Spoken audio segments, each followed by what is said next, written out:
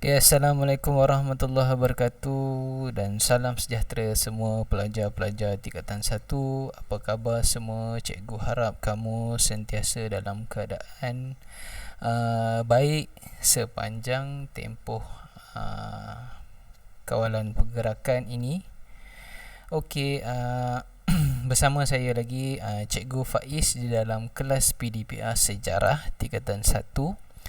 Baik, hari ini kita akan menyambung secubit dua lagi pembelajaran kita bagi bab 5 Tamadun Awal Dunia.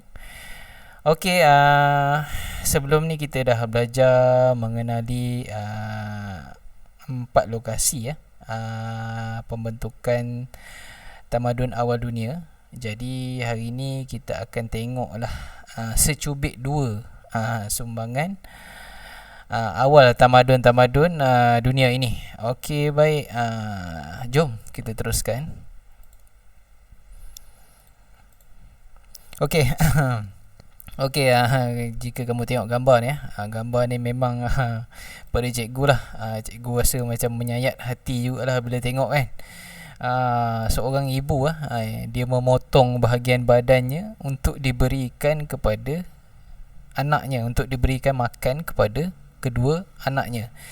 Okey, apa yang kita dapat simpulkan daripada gambar ini kita dapat tengok betapa perik, betapa jerihnya pengorbanan seorang ibu untuk membesarkan anaknya walaupun dia dalam keadaan yang susah. Jadi dapat disimpulkan juga dengan situasi kita sekarang. Seorang ibu tu macam seorang guru lah. Yang anak dua orang ni adalah pelajar lah, macam kamu lah. Jadi hargailah guru. Betapa susahnya guru untuk menyampaikan ilmu kepada kamu. Kalau cikgu buat kelas PDPR tu, ikutlah kan. Melainkan jika betul-betul anda tidak mempunyai akses ataupun suka untuk mengikuti kelas tersebut. Tapi kok mana pun kamu kena maklumkan kepada guru. Okey, baik, kita teruskan lagi kelas kita. Okey, kita tengok dulu pengenalan. 4 tamadun utama ini telah memberi sumbangan besar kepada pemodenan masyarakat hari ini. Peningkatan tamadun melalui reka cipta dalam pelbagai bidang telah meningkatkan nilai kehidupan manusia sejagat. Okey, kamu tengok perkataan yang cikgu boldkan itu. Sumbangan besar kepada pemodenan reka cipta dalam pelbagai bidang. Maknanya tamadun ni, masa tamadun ini telah berlaku satu benda yang memberi sumbangan kepada kehidupan kita sekarang. Maksudnya pada masa tu dia ada satu benda yang mereka buat. Benda tu sampai sekarang ada orang guna. Okey, seterusnya kita tengok lagi. Okey, ini kamu boleh tengok di dalam kuteks kamu. Sama je gambar dia ni. Muka surat berapa ni? Muka surat 105. Okey, yang di belah kiri itu adalah gambar zigurat. Nama dia zigurat. Zigurat ni adalah tempat beribadat dalam tamadun Mesopotamia. Yang di sebelah kanan itu pula adalah Taman Tergantung Babylon. Taman Tergantung Babylon. Okey, ini pun ketika ialah dalam tamadun Mesopotamia jugalah. Cuma dia pada abad ke-6. Okey, kalau kamu tengok gambar ni betapa hebatnya manusia pada masa itu boleh membangunkan binaan seperti ini. Daripada mana mereka belajar kan? Dari segi pengiraannya macam mana nak dirikan benda ni, macam mana bentuk macam mana, ukurannya macam mana. Manusia pada masa tu sangat bijak. Dia dah fikir dah, masyarakat pada masa tu. Jadi itulah antara salah satu sumbangan yang terbesar, yang benda tu sampai sekarang pun orang masih amalkan. Okey, seterusnya pemerintahan dan pentadbiran. Okey, kalau kamu tengok dekat sini memang samalah macam kuteks kamu ni. Memang buku teks betul sebiji Okey, cikgu memang ikut buku teks betul. Okey, kamu boleh tengok muka surat 108 jika gambar ni tak jelas. Okey, kita tengok satu-satu secara ringkas je lah. Okey, tamadun Mesopotamia ni dia ada seorang pemerintah, nama dia tu Hammurabi. Ni pun kadang-kadang ada tanya dalam soalan. Dia ni memang banyaklah jasa dia. Dia membawa kepada pembangunan, memperbaiki kaedah pungutan cukai, meningkatkan kegiatan perdagangan. Okey, dia ni memang macam hebat lah pada masa tu. Dia membawa kemakmuran kepada Empayar Babylon. Empayar Babylon ni ketika tamadun Mesopotamia, kita dah belajar sebelum ni tamadun Mesopotamia. Tamadun Mesopotamia ni dia ada beberapa empayar lah dalam tu. Ada Babylon, Akkad, Chaldea, Assyria. Kan kita dah belajar kan sebelum ni kan. Jadi tamadun ni tamadun ni dia bukan tamadun, empayar ni dia membesar dan berevolusi, berkembang dan menjadi bandar, seterusnya menjadi negara kota. Okey. Ni yang paling menarik cikgu nak kongsi dengan kamu ni. Tengok kat tengah tu ada gambar macam apa ni? Macam batu lesung ni. Itu adalah dia panggil undang-undang kod undang-undang Hammurabi yang mengandungi 282 perkara. Dia dipahat pada batu merakumi hal-hal perdagangan, kecurian, denda dan hukuman. Dia tulis apa tu pun kita pun tak faham tu. Tapi itu antara salah satulah dia punya sumbangan dia dalam pemerintahan dan pentadbiran. Okey, untuk Mesir Purba pula, raja dia dikenali sebagai Firaun. Cikgu yakinlah semua orang kenal Firaun ni. Sebut pasal Firaun, piramid, mumia. Kalau tak tahu tu tak tahulah nak cakap macam mana. Tapi cikgu rasa semua orang tahu kalau tiga benda tu. Okey. Untuk tamadun Mesir Purba ni, raja dia ni memang memberi banyaklah orang kata apa, sumbangan untuk pemerintahan dan pentadbiran dia. Dia banyak meningkatkan kestabilan dan kemakmuran ekonomi dia melalui kegiatan perdagangan. Apabila ada orang nak serang pedagang masa tu yang pergi berdagang di Mesir, dia akan hantar askar untuk pergi lindung masa tu. Itu antara salah satu dia punya sumbangan dia lah. Okey, bagaimana pula tamadun Indus? Tamadun Indus ni dia cerita dia ni diterajui oleh golongan pendeta. Menurut kajian ahli ekologi, dia menunjukkan bahawa ada bukti kewujudan pemerintahan beraja, maksudnya sistem beraja lah di lembah Sungai Indus. Kan kita tahu tamadun Indus ni di lembah Sungai Indus. Sebab tu lah golongan pendeta ni mempunyai pengaruh yang tinggi lah, terutama dalam bidang keagamaan dan pentadbiran. Okey. Tamadun Wahwi pula. Tamadun ni dia menganggap raja ni macam pemerintah yang bawa mandat daripada surga. Maksudnya memang raja ni memang utusan Tuhan lah, senang cerita lah. Tapi dia punya sistem pemerintahan dia tak panggil raja, dia tak panggil kesultanan, dia panggil dinasti. Okey. Itu je untuk tamadun Wahwi. Okey, seterusnya. Okey, ini ringkasan dia. Ringkasan dia kamu boleh baca daripada penerangan cikgu tadi. Ini pun selalu ditanya di dalam soalan-soalan. Jadi kamu boleh rujuklah benda ni sebagai rujukan kamu. Okey, seterusnya untuk kegiatan ekonomi. Okey, kita tengok pula kegiatan ekonomi. Kita tengok secubit dua kegiatan ekonomi. Okey, untuk kegiatan ekonomi di tamadun Mesopotamia ni, dia berlaku penghususan pekerjaan apabila wujudnya lebihan hasil pertanian. Okey, di tamadun Mesopotamia, apa dia yang mereka usahakan? Okey, siapa tahu apa dia yang mereka usahakan? Okey, sebab kat situ dia ada lembah Sungai Tigris dan Sungai Euphrates. Kawasan-kawasan ni memang subur. Jadi apa dia usahakan? Siapa yang ingat lagi apa dia yang mereka usahakan? Ramai ada ni yang tak ingat lah. Jadi boleh tengok balik dalam buku apa dia yang mereka usahakan. Okey, lebihan hasil-hasil pertanian mereka tu, mula-mula mereka tanam, mereka usahakan untuk kegunaan sendiri ya. Masyarakat di tamadun Mesopotamia ni. Jadi bila ada lebihan, benda tu mereka jual. Maknanya orang yang bertani tadi, dia telah bertukar pekerjaan menjadi peniaga. Seterusnya dia jadi pedagang dan juga artisan. Okey, perdagangan ni daripada tamadun Mesopotamia ni, kita tahu tamadun Mesopotamia ni dia di lembah Sungai Tigris dan Sungai Euphrates, tapi dia punya meluas sampai ke lembah Indus. Lembah Indus ni di dalam tamadun Indus. Punya hebatnya masa tu aktiviti perdagangan dan dia punya masa tu lah.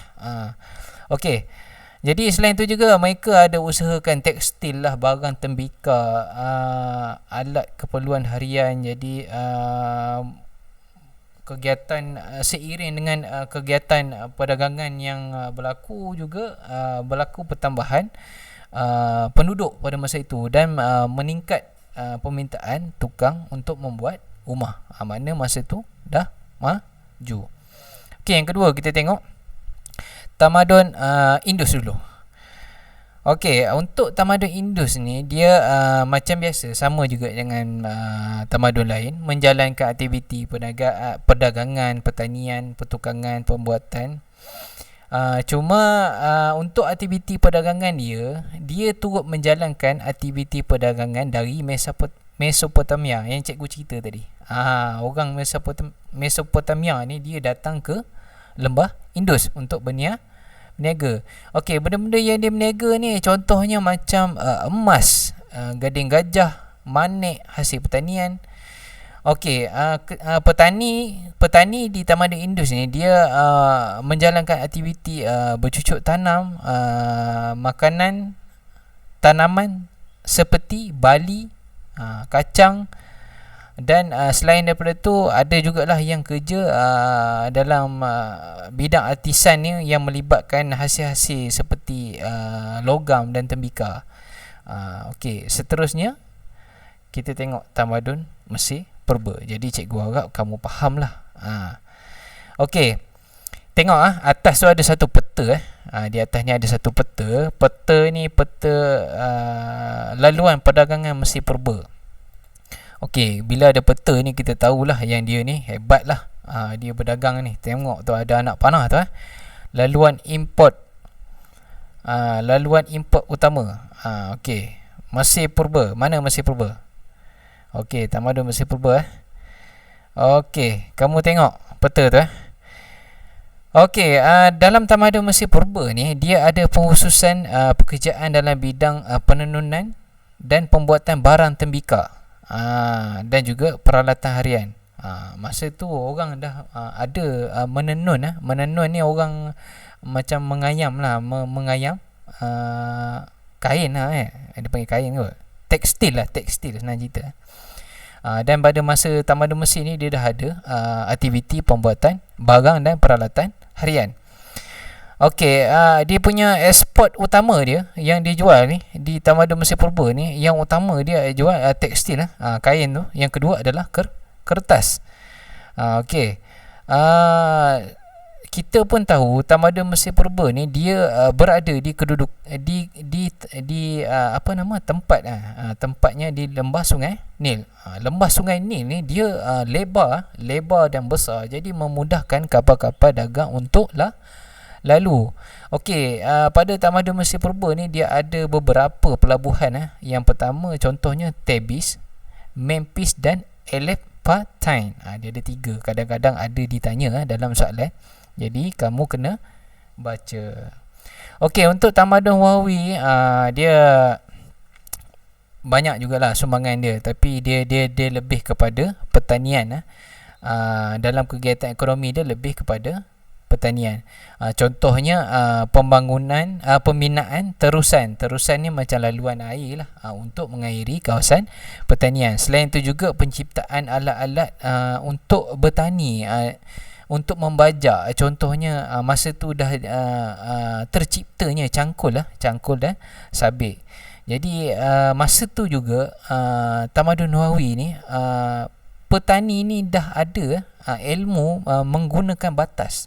Masa tu dulu orang tanam, dia tanam je ikut dan atas tanah ke mana ke nak tanam pokok kan, dulu kan tanam benda-benda pertanian lah, pokok apa-apa kan, hasil-hasil pertanian. Tapi di tamadun Wahwi ni dia dah ada menggunakan sistem batas. Jadi penanaman tu menjadi lebih efisien apabila dia ada laluan untuk keluarkan hasil, untuk membaja dan sebagainya. Okey, ni ringkasan dia lah. Kamu boleh baca dari aspek ekonomi. Kamu tengok, kamu boleh tahulah sini kalau tamadun Mesopotamia apa benda, aktiviti sumbangan di dalam ekonomi Mesir Purba apa, tamadun Indus apa benda yang diusahakan untuk kegiatan ekonomi, tamadun Wahwi apa dia yang diusahakan untuk kegiatan ekonomi. Benda ni sama sebiji di dalam buku teks kamu cikgu ambil. Okey. Jadi cikgu harap kamu boleh faham setakat ni Okey, kita teruskan lagi secubit dua. Okey, dalam bidang teknologi Okey, ini bahagian yang paling cikgu suka lah untuk cerita. Mahir tu tidak lah, tapi cikgu suka sebab dia macam nampak macam canggih sikit Okey, untuk sumbangan dalam bidang teknologi tamadun Mesopotamia, kamu boleh tengok buku teks kamu Okey, bendanya sama juga dalam buku teks kamu, muka surat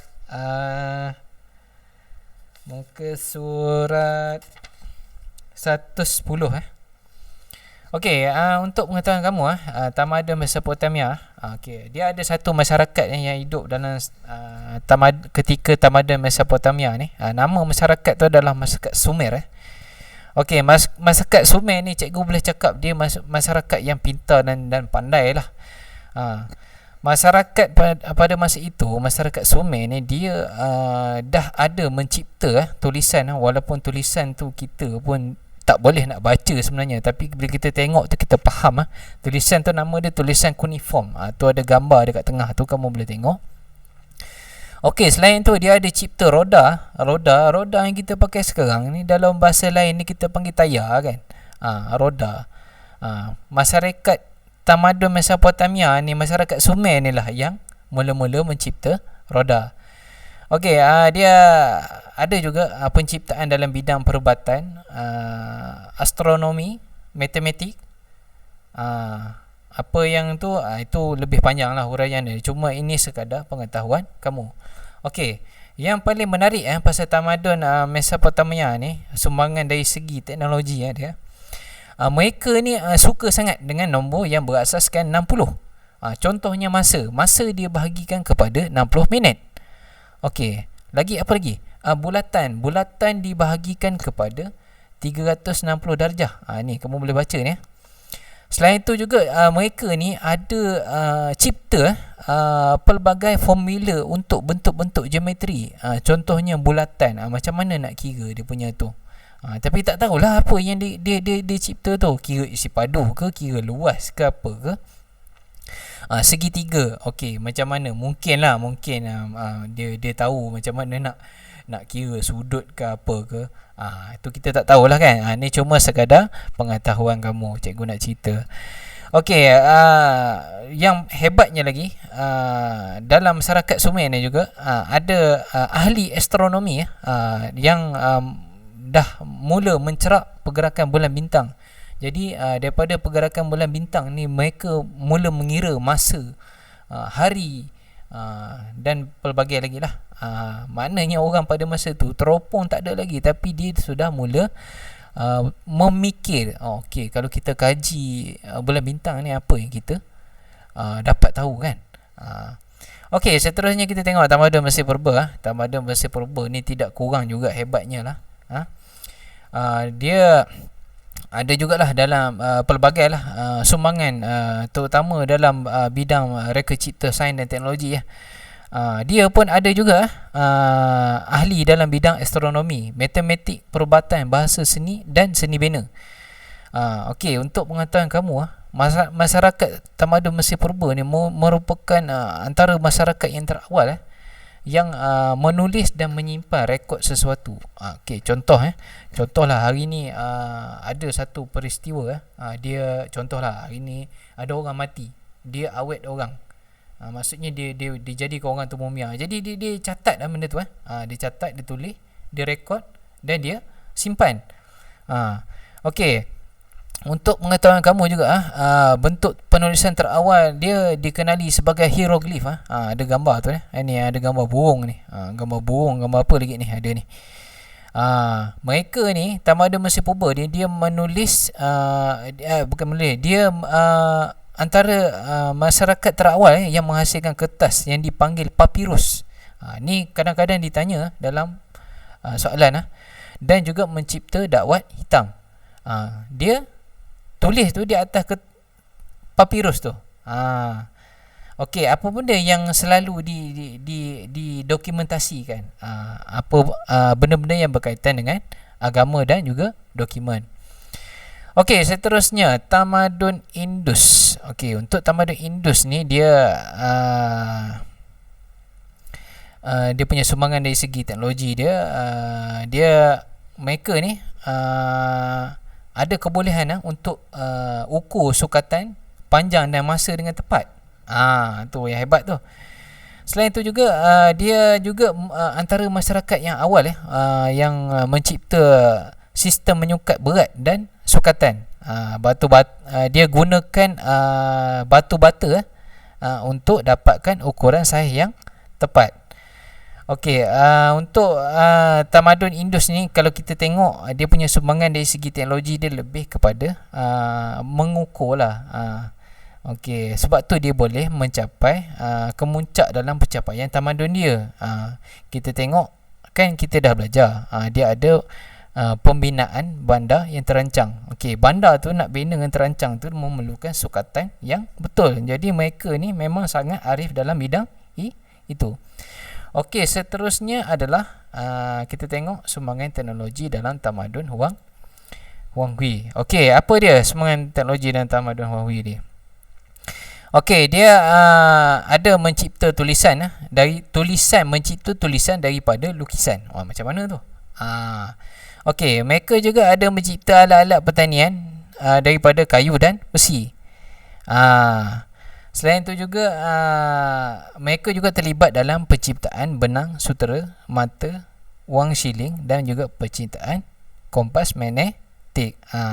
Okey, dia lebih kurang dengan Mesopotamia, Mesir Purba tadi ada cipta tulisan.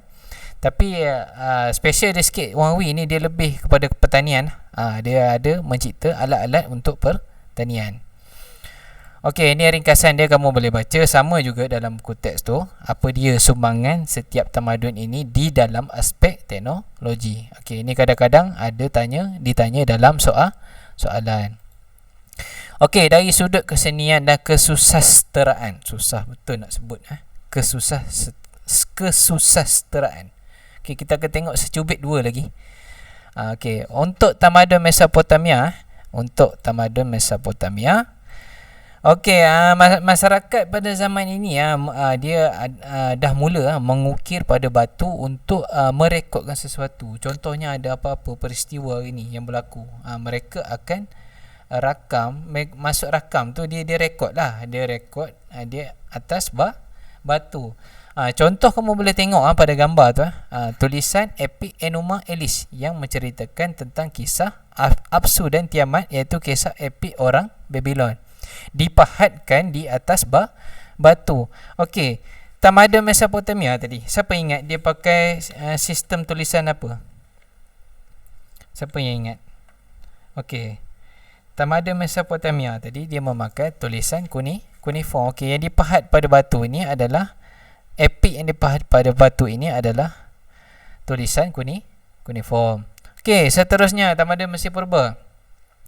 Okey, Tamadun Mesir Purba ni dia memang hebat dalam menghasilkan seni ya. Untuk pengetahuan kamu bentuk lukisan yang antara yang terkenal kat dunia, kalau kita tengok lukisan-lukisan dinding ni yang terkenal ni, kalau kita tengoklah dalam cerita dan TV ke apa ke movie ke apa, gambar-gambar yang dia tu kan, kita cakap ni mesti zaman-zaman Firaun. Sebab apa? Sebab memang lukisan dia tu memang familiar, orang kata jadi biasa-biasa orang tengok. Okey, untuk Tamadun Indus, dia punya sumbangan dalam bidang kesenian dan kesusastraan dia dalam penghasilan kerja logam. Okey, pada masa itu dah ada penghasilan patung daripada logam dan batu. Tu tengok tu ada gambar patung tu, gambar orang tak ada tangan tu. Okey, untuk Tamadun Wahwi pula, dalam bidang kesenian dan kesusastraan dia, sumbangan dia penciptaan puisi-puisi romantik dan juga lirik dalam pelbagai bentuk tradisi masyarakat. Selain itu juga dia ada penghasilan tembika. Okey, itu contoh ada satu kepala bawah tu kan. Tu itu dihasilkan daripada tembaga pada zaman dinasti Shang. Okey, ini ringkasannya, kamu boleh bacalah dalam aspek kesenian dan kesusastraan. Okey, binaan bangunan dan kemudahan pun termasuk dalam aspek kesenian dan kesusastraan. Okey, kamu boleh tengoklah dalam buku teks kamu pun ada macam Mesopotamia, apa dia binaan pada masa tu, zigurat. Okey, Tamadun Mesir Purba apa, piramid, Sphinx. Okey, Tamadun Indus apa, kolam besar. Kita dah belajar semua tu Okey, dalam Tamadun Honghui apa dia, ada binaan monumen. Okey, ni contoh dia. Ni pun daripada buku teks kamu. Tu nampak tu gambar Sphinx tu, gambar piramid. Piramid ni adalah sebenarnya perkuburan Raja Mesir. Kubur dia, tengok betapa besarnya, yang mati seorang ni dalam tu. Okey, ini untuk Tamadun Indus. Tamadun Indus ni dia dah ada teknologi dalam pembinaan sistem pembentungan. Maknanya air kumbahan tu dia ada satu sistem yang efisien untuk pengalirannya. Okey, seterusnya yang terakhir tu kita tengok perkuburan Diraja Shang dalam Tamadun Honghui.